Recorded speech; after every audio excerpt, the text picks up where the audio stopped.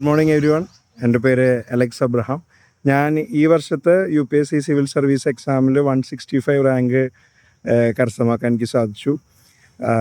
നിങ്ങളെപ്പോലെ ഞാനും ഒരു സിവിൽ സർവീസ് ആസ്പിരൻ്റ് എന്ന രീതിയിൽ ഐലേണിൽ വന്ന വ്യക്തിയാണ്. ഐലേണിൽ വന്നു, ഐലേണിൽ പഠിച്ചു.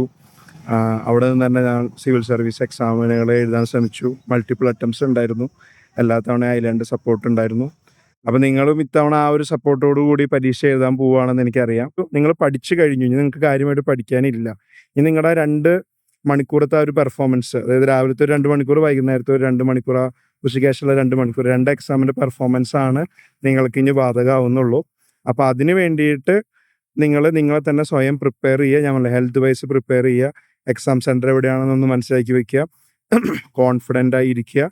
കോൺഫിഡൻസ് ആണ് കീ. നിങ്ങൾ പഠിച്ചതേ വരൂ എന്നുള്ളൊരു കോൺഫിഡൻസോടെ പോവുക. ഇത്രയും നാളും പഠിച്ച കാര്യങ്ങൾ ഒന്ന് റിവൈസ് ചെയ്യുക.